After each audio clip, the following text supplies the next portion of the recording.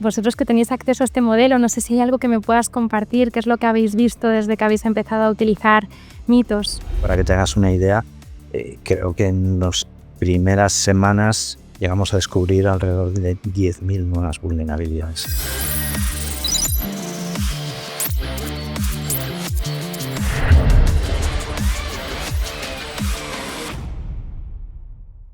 Hola a todos, bienvenidos a All Unit is Data, el podcast de Myot y Tech and Business School. Soy María Alonso, CMO de la escuela, y en este episodio vamos a conocer un poco más sobre Palo Alto Networks.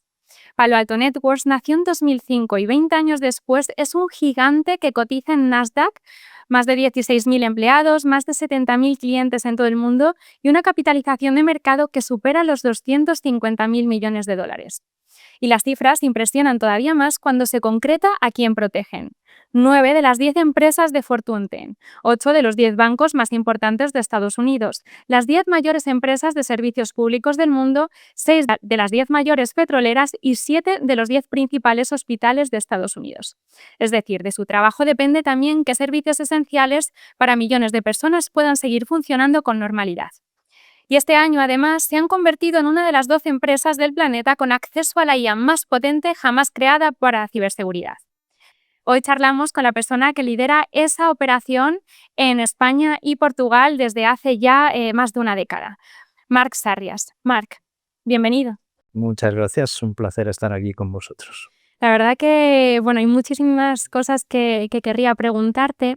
Tú llevas en la compañía, hablábamos antes, yo creo que más de 14 años en la empresa, ¿no? Era una startup, ¿no? Y ahora os habéis convertido en una de las mayores empresas de ciberseguridad del mundo. Estáis presentes en prácticamente todos los sectores, seguridad, banca, administración pública. ¿Cómo te sientes tú, con ese nivel de responsabilidad de liderar, ¿no?, la estrategia de España y Portugal de una compañía tan potente y también de la que dependen empresas tan importantes y tan grandes que si ocurre cualquier tipo de incidencia, pues puede ser una catástrofe? Totalmente. Por una parte es claramente una responsabilidad, pero también es un privilegio, ¿no? Al final, lo que hacemos desde Palo Alto Networks es asegurarnos o intentar, tenemos un objetivo que es lo que pretendemos como organización, que es conseguir un mundo en el que cada día sea más seguro que el día anterior, ¿vale? Y eso es un objetivo que realmente es fundamental para la sociedad en la que vivimos y es fundamental para permitir que la evolución digital, la incorporación de la IA de la que estábamos hablando ahora, toda la transformación que esto está trayendo a nuestro mundo sea posible. Y sea posible, además, hacerlo con una perspectiva de seguridad, ¿eh? Y, desde luego, es una responsabilidad y, además, es una responsabilidad que yo diría que cada vez es una responsabilidad más grande porque el mundo que estamos intentando proteger es cada vez más complejo. Cada vez hay más amenazas, ¿no? Hay más amenazas y la superficie de ataque que supone el cómo desarrollamos la actividad digital que está metida en absolutamente todo lo que hacemos en nuestra vida es una superficie que se transforma, que crece, que tiene nuevos retos, que tiene nuevas partes de exposición y está obligando al mundo de la ciberseguridad a evolucionar continuamente y a anticipar de alguna forma cuáles van a ser un poco las siguientes necesidades en ciberseguridad. Y esa es una de las cosas que yo creo que Palo Alto Networks ha sabido hacer muy bien. Ha sido anticiparse a todo eso. ¿Y cómo lo hacéis? ¿Cómo conseguís manteneros, ¿no?, líderes en este sector? Bueno, ¿La estrategia? no es fácil, evidentemente es la combinación de visión, de estrategia y de capacidad de ejecución, ¿vale? Y esas tres cosas son fundamentales. Una es, evidentemente, tener la capacidad de ver hacia dónde va este mundo, qué va a necesitar, dónde van a estar los próximos retos, dónde van a estar las siguientes transformaciones importantes. Al mismo tiempo, pues con los 20 años de historia que ya tiene Palo Alto Networks, pues realmente tener esa capacidad para ejecutar y ser capaz de entregar eso que consideramos que es importante y fundamental para la sociedad digital en la que vivimos. Y la siguiente es un tema adicional de estrategia y de capacidad de anticipar los siguientes movimientos y realizar las compras estratégicas o las apuestas internas en I+D para ser capaces de estar con una propuesta para nuestros clientes antes incluso de que nuestros clientes nos la pidan. Y combinar esas tres cosas realmente es, yo creo que la clave del éxito de esta compañía y lo que le ha permitido, como decías al principio. 20 años atrás éramos una startup, hoy somos la compañía de ciberseguridad más grande del mundo, ¿no? Hay una entrevista tuya que me gusta mucho, que hablas pues un poco de lo que te gusta hacer, ¿no? Fuera del trabajo, cultivar olivos, te gusta pues también, ¿no? Cuidar del monte. Y yo creo que va un poco en sintonía, ¿no? A lo que implica también la ciberseguridad, que es tratar de prevenir, ¿no? Que ocurra este incendio, ¿no? Antes de que ocurra y que pueda ser una catástrofe. ¿Crees que las compañías suelen preocuparse más una vez ya ha ocurrido el incidente, o cada vez más hacen ese ejercicio previo, ¿no? E intentan blindarse antes de que ocurra? Bueno, por un lado, la analogía es interesante porque desde luego cuando yo en el monte y en el bosque me dedico a desbrozar es precisamente pues para tener el entorno preparado en caso de que tuviéramos la mala suerte de que hubiera un incendio, pues que evidentemente estuviéramos mejor preparados, ¿no? Y en el mundo de la ciberseguridad ocurre mucho lo mismo. Sí es cierto que quizá años atrás un poco la dinámica de la ciberseguridad aparecía un nuevo tipo de amenaza y básicamente pues aparecían nuevas soluciones para intentar resolver esa amenaza, pero un poco causa-efecto, ¿no? Realmente hoy en día el tema de la ciberseguridad ha subido dentro de las organizaciones y ya no es un tema tecnológico, es un tema de negocio, es una preocupación del board y evidentemente con la irrupción de la IA pues eso ha escalado todavía más. Pero sí que es cierto que seguimos de algún modo bueno, pues invirtiendo más, pero en muchos casos bueno, pues a veces esas cosas están un poco paralizadas hasta que de verdad tienes el susto, tienes el problema y entonces en ese momento sí que se desencadenan todos Cuando los ver las incrementos consecuencias de claro. lo que ocurre. Llevas pues muchísimos años, ¿no? Más de 14 años en la compañía, además de un sector como la ciberseguridad, que yo creo que hay bastante rotación, ¿no? En ese sector. ¿Qué es lo que te ha llevado, ¿no? A mantenerte tanto tiempo en Palo Alto Networks? Porque imagino que obviamente ofertas no te faltarán, ¿no? Te lo he comentado un poco antes, al final el tema de la ciberseguridad ha evolucionado mucho. Yo dentro de la compañía he tenido la posibilidad también de evolucionar en distintos puestos hasta que asumí la responsabilidad del negocio para España y Portugal. Entonces, desde el punto de vista de lo que es realización dentro de la compañía, yo he tenido la posibilidad de evolucionar, ¿vale? Y es desde luego una de las cosas que intentamos. Tenemos un grandísimo equipo profesional, pero además es un grandísimo equipo humano, ¿vale? Y esa es una de las cosas que hemos intentado construir a lo largo del tiempo y es una de las cosas que caracterizan a la organización aquí en España. Eso me motiva muchísimo y luego soy un apasionado de la tecnología, ¿vale? Y al final me encanta lo que hago. Creo que tenemos una responsabilidad no solo de ser capaces de proteger la sociedad en la que vivimos, pero que también tenemos una responsabilidad de compartir y de alguna forma formar también al mercado. Tenemos el privilegio de estar en una atalaya en la que estamos viendo lo que ocurre en todo el mundo por la dimensión que tenemos como compañía. Entonces, tener la posibilidad de estar trasladando eso, de poder compartirlo con clientes y demás, es una de las cosas que es realmente apasionante de nuestro trabajo. Y al final, desde luego, para mí ha sido un viaje increíble el de estos 14 años. De hecho, habéis tenido la gran suerte, y esta es una pregunta que es que no puedo no hacer de Mar, porque, pues hablando de Anthropic y del modelo que has sacado de Mitos, ¿no? Que muy pocas compañías han tenido acceso a este modelo, que es bastante potente para toda la parte también de encontrar vulnerabilidades, ¿no? Vosotros que tenéis acceso a este modelo, no sé si hay algo que me puedas compartir, qué es lo que habéis visto desde que habéis empezado a utilizar Mitos.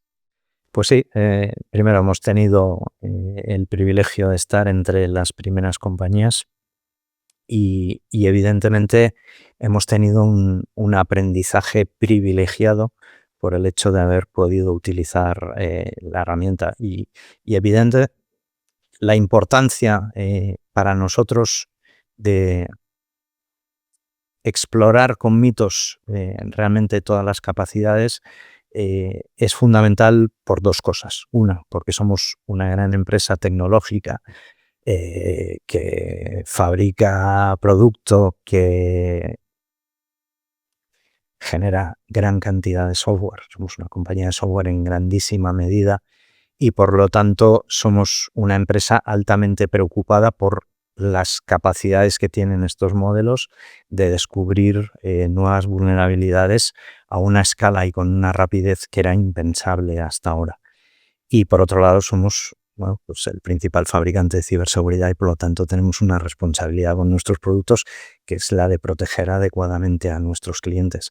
Entonces ha sido un aprendizaje tremendamente interesante en el que hemos sido capaces de ver que realmente estos modelos son muy potentes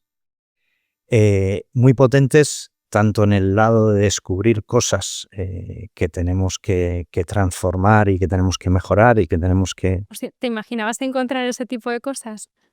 Básicamente como compañía sí hemos sido capaces de encontrar realmente un número de vulnerabilidades mucho más alto del que encontrábamos con normalidad, ¿vale? Y hemos publicado bastantes cosas al respecto. De hecho, para que te hagas una idea, creo que en las primeras semanas de todas las empresas que estábamos en el paquete de Anthropic, de lo que es Glasswing, llegamos a descubrir alrededor de 10.000 nuevas vulnerabilidades en poquísimo tiempo. Pero el problema es que también estos modelos no son solo buenos encontrando estas vulnerabilidades, sino que son muy potentes armando ataques contra esas vulnerabilidades. Y además, ataques sofisticados, ataques a escala, ataques que son capaces de encadenar vulnerabilidades de severidades distintas, malas configuraciones, aprovecharse de todo eso y ser capaces de encontrar un camino de entrada dentro de la organización. Entonces el aprendizaje ha sido muy importante, lo hemos trasladado también a nuestros clientes de dos formas. Una, evidentemente, corrigiendo cosas en nuestro propio código que hemos encontrado.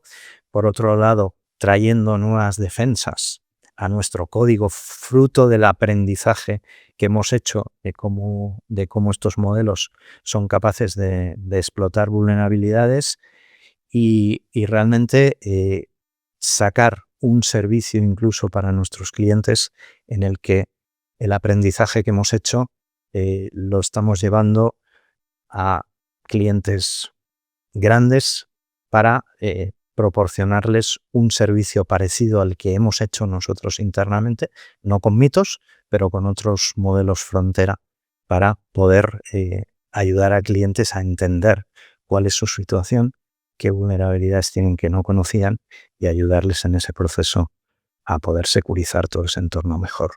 Porque ahora estamos entrando en este mundo, bueno, ya se está hablando más ahora de esto, ¿no? Pero ya llevamos tiempo aquí, la IA agéntica, ¿no? Y al final, igual que un agente de IA nos ayuda a defendernos, también los ciberdelincuentes tienen acceso a estos agentes no autónomos. Totalmente. Que son capaces de cometer este tipo de delitos. ¿Cómo se combate, ¿no? con un agente de inteligencia artificial? ¿realmente es mejor combatirlo con las personas o es mejor máquina contra máquina? ¿En qué momento estamos? Bueno, la verdad es que la escala y la velocidad a la que están ocurriendo estas cosas evidentemente requieren en gran medida de máquina contra máquina para muchas de las cosas, ¿vale? Desde el punto de vista de la velocidad con la que tenemos que ser capaces de recoger datos de muchísimas fuentes, de muchísimos sitios y ser capaces sobre esos datos, aplicando la inteligencia artificial y la automatización, de descubrir esos ataques y de poder responder muy rápidamente. Eso no quita que el humano sea tremendamente necesario. O sea, la experiencia que también hemos tenido con algunos de estos modelos es que, oye, hay imprecisiones, hay cosas donde el humano tiene que estar implicado. En los procesos de respuesta no puedes automatizar todo absolutamente. Tienes que meter a un humano para que verifique determinado tipo de cosas, pueda dar el ok a determinadas acciones que puedan tener consecuencias graves, pero desde luego la única forma que hay de poder abordar el problema es metiendo realmente máquina contra máquina, la inteligencia artificial contra la inteligencia artificial con la contribución del humano. El otro día leí, creo que fue hace como 2 semanas, que se había producido el primer ciberataque hecho por lo había planificado y también lo había ejecutado un agente de inteligencia artificial, aunque es verdad que luego leías otras noticias y decían que la primera parte, toda la parte más de robo de credenciales lo había hecho un humano, o sea, no era del todo que lo hubiese hecho un agente de inteligencia artificial. Claro, habrá muchas cosas que no sepamos, ¿no? Y que no leemos en las noticias. ¿Realmente sí ya estamos ahí? O sea, ¿existen ciberataques tanto planificados como ejecutados 100% de inicio a fin por un agente de inteligencia artificial? No sé decirte si 100%, pero desde luego en grandísima medida. O sea, la inteligencia artificial y utilizando agentes realmente puedes escanear toda la superficie de ataque de un cliente, encontrar algún sitio por donde meterte o meterte pues por la cadena de suministro de software y una vez dentro empezar a explorar y la máquina, la inteligencia artificial, la gente realmente es capaz de hacer todas esas cosas y estamos viendo ataques muy sofisticados en esa línea y tiempos en los que esos ataques son capaces de ejecutarse y de conseguir su objetivo, que si miramos atrás en el 2024, pues igual estábamos en unas cuantas horas y en el 2025 ya estábamos bajando a tiempos de alrededor de 70 minutos y de hecho ya estamos viendo ataques que en 25 minutos o incluso menos son capaces de conseguir su objetivo. Entonces, eso está ahí ya y evidentemente para responder contra eso no puedes estar utilizando un conjunto de productos disjuntos que requieren de intervención humana para entender lo que está ocurriendo en cada uno de los sitios, intentar coser y hacerte la foto de lo que está ocurriendo. No tienes tiempo para hacer eso. Y eso, desde luego, también tienes que resolverlo en el lado del defensor con la inteligencia artificial y con la parte agéntica. Y eso son cosas que nosotros estamos haciendo. Antes mencionabas, ¿no?, la parte de pues alianzas, ¿no?, con otras compañías o compras, ¿no?, de otras compañías, que era también pues uno de esas acciones, ¿no?, que también nos habían hecho manteneros a la cabeza durante estos años. Y recientemente, comprasteis CyberArk por 25.000 millones de dólares. Si no recuerdo mal, que al final es una apuesta, ¿no?, también por lo que sería la identidad digital. Y yo creo que en un estudio reciente que hicisteis habéis publicado que había unas 117 identidades de máquina por identidad humana, ¿no? Sí.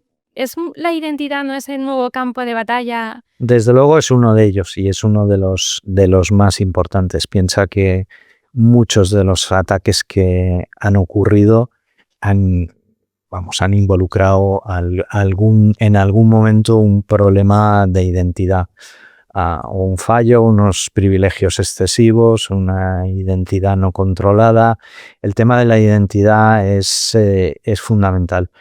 Y la adquisición de CyberArk como tal realmente se hace como parte de esa estrategia de Palo Alto Networks de anticipar que el mundo de la identidad está a las puertas de una gran transformación y está completamente vinculada a esa volumetría de la que hablabas. O sea, ahora tenemos identidades humanas, tenemos identidades de máquina y tenemos identidades agénticas, que de alguna forma son casi una combinación de identidad máquina y identidad humana, porque son entidades que tienen capacidad para hacer cosas, para interactuar con sistemas y demás, y para hacer eso necesitan privilegios. Pero desde luego lo que no puedes tener es un agente con privilegios que sean privilegios pues permanentes, como podía tener, pues yo que sé, antes un administrador de un sistema, sino que tienen que ser privilegios que sean solamente los que necesita ese agente para hacer la función que tiene que hacer, en el momento en el que tiene que hacerlo y solamente por la duración del tiempo que tiene que hacerlo. Y la gestión de todo eso es un cambio de paradigma importante en el mercado y desde luego es uno de los focos y una de las áreas donde estamos viendo que va a haber una necesidad de transformación y un crecimiento muy importante. De ahí que adquiriéramos CyberArk. Porque, claro, o sea, realmente algo que os preocupa no es toda la parte de identidad, también la parte de agéntica. En alguna ocasión habéis hablado también del envenenamiento de los datos. ¿Qué es lo que más debería de preocupar al tejido empresarial español? Bueno, yo te diría que, sobre todo teniendo en cuenta todo lo que trae la parte de la inteligencia artificial y la capa, la agéntica al mundo de la empresa, la capacidad de automatizar, transformar procesos y demás, trae retos importantes desde muchos ángulos, pero sobre todo, bueno, pues hay algunos como el tema del cumplimiento normativo, puede ser NIS2, como puede ser DORA, son requerimientos importantes que hay que tener en cuenta y desde el punto de vista de lo que es la incorporación de este tipo de tecnologías, las organizaciones no pueden dejar la parte de seguridad y la parte de gobernanza para después, para cuando ya han concebido una idea, han puesto en marcha algo, han empezado casi pues con pruebas de preproducción y todavía no han resuelto alguno de estas cuestiones. Realmente la seguridad en este nuevo mundo, la principal preocupación es que la seguridad esté embebida en el principio de todos estos procesos, porque si no, no vamos a tener tiempo para poder responder y para poder incorporarla a posteriori. Y yo creo que eso es una de las cosas pues, que la industria, el mercado en general, los grandes clientes están entendiendo y desde luego pues, se están metiendo y se están volcando en esos espacios, ¿no? ¿Hay algún caso, sin mencionar, ¿no?, el nombre de la empresa, por supuesto, pero casos comunes de que haya muchas empresas que realmente estén cayendo en el mismo ciberataque para entender un poco pues, algún tipo de incidente común, ¿no?, y cómo identificarlo? A ver, empresas en concreto, vamos, no te puedo mencionar ninguna, pero desde luego sí que es algo que está ocurriendo y hay ataques que son específicos o que se repiten más en algunas industrias, pero por otra parte, digamos que uno de los grandísimos problemas y que está vinculado a la conversación que teníamos antes sobre los modelos frontera, como es mitos y demás, que realmente la cadena de suministro de software. Hemos vivido ataques en los últimos años, el de SolarWinds fue bastante notorio y básicamente fue, pues alguien consiguió de alguna forma envenenar un update de un producto que utilizaba mucha gente y cuando se produjeron las actualizaciones, pues evidentemente todos esos clientes pasaron a estar comprometidos. La cadena de suministro de software en esta nueva era en la que los modelos frontera tienen tanta capacidad, desde luego va a ser uno de los vectores más preocupantes y que va a impactar a más empresas. Imagínate una pieza, algo que mucha gente se descarga pues para hacer cualquier tipo de función dentro de la organización. Una de estas piezas comprometidas va a afectar a un número grandísimo de empresas. Esa es una de las vías que ahora, desde luego, está siendo una de las mayores preocupaciones, ¿no? Porque todo el mundo ha defendido bastante bien el castillo, aunque el castillo está muy disperso ahora mismo en las nuevas arquitecturas, pero hay muchas formas y te entretienes más a tener que pasar todas las barreras de defensa que puede tener una organización para perpetrar un ataque. Muchas veces es más fácil atacar el eslabón más débil de la cadena, o bien un proveedor que no puede poner el mismo nivel de seguridad que una gran corporación, pero que es un proveedor que tiene acceso a los sistemas de esa corporación.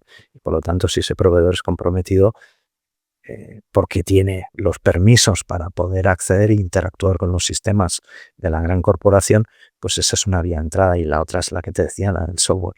El software lo utiliza todo el mundo, cada vez más descargamos más piezas. En el mundo de la IA, en el mundo de los agentes, se bajan infinidad de piezas de miles de sitios.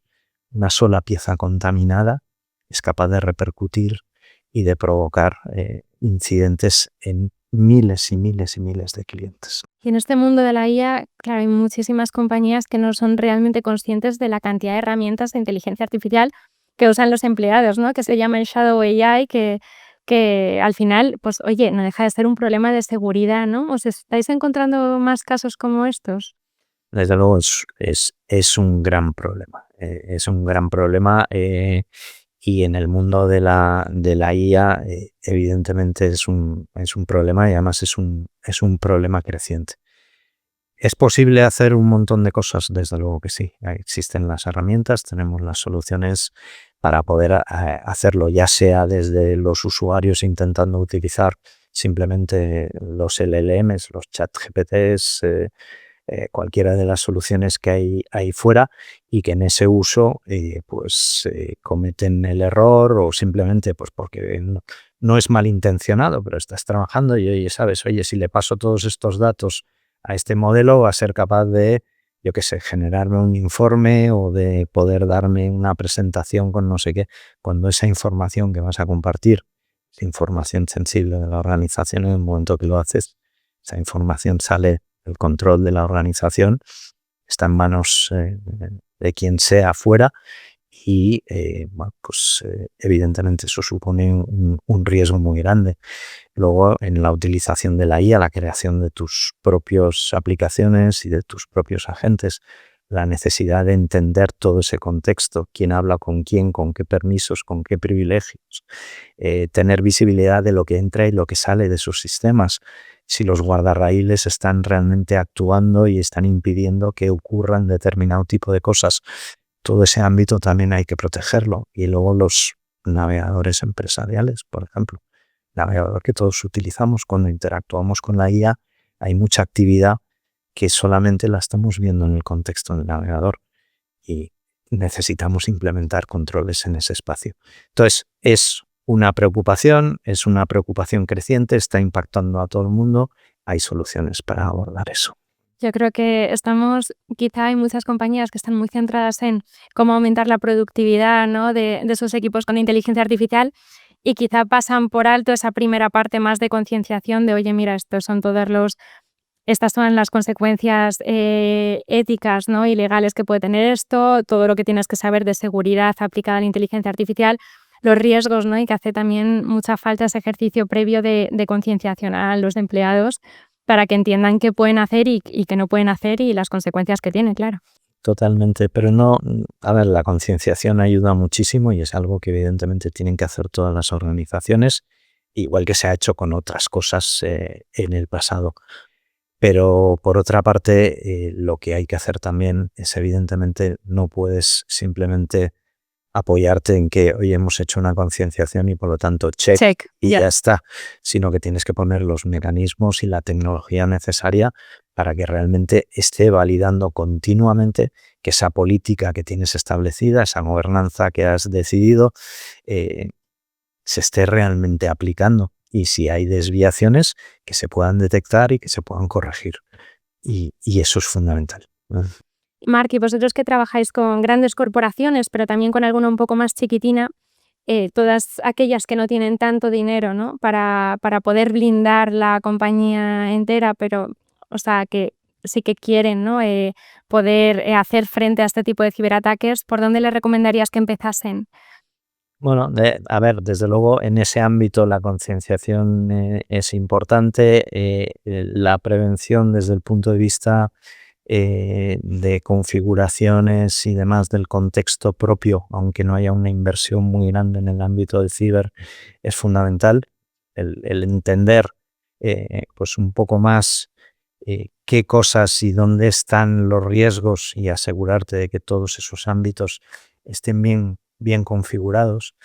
Y luego, por otra parte, pues nosotros también, pues entendiendo que el mercado necesita la ciberseguridad, pero no solo arriba, sino también en la parte más baja del mercado, pues también hemos sacado algunas modalidades de nuestras soluciones más orientadas a este ámbito, ¿no? Por ejemplo, el Enterprise Browser for Business, que es un poco el navegador empresarial seguro que tiene todos los controles de seguridad dentro, que realmente el propio navegador, que es donde ocurre. Y si te pones en el ámbito de una pyme y una pyme moderna, probablemente el 95, el 98% de toda la actividad que hacen, el puesto de trabajo es el navegador, ¿vale? Entonces, un navegador seguro con los controles adecuados de seguridad que proporcionamos nosotros desde la nube, un navegador en el que vemos toda la actividad, vemos lo que hace el usuario, vemos si coge información y la mete en un LM donde no debería, si copia de una aplicación del ámbito de la empresa y lo pone en la aplicación privada, pero lo hace dentro del navegador, todo ese tipo de cosas se puede controlar con algo bastante simple, ¿vale? Desde ese punto de vista. Entonces, sí que de alguna forma traemos todo el conocimiento y todas las capacidades que hemos desarrollado para las grandes corporaciones, intentamos traerlas también al ámbito de las empresas más pequeñas. Me voy a poner aquí un poco futurista y bueno, o sea, sé que es una pregunta un poquito complicada, pero teniendo en cuenta un poco dónde estamos actualmente, ¿qué gran ciberataque crees que puede llegar a ocurrir en los próximos años que realmente pueda ser una catástrofe a nivel mundial?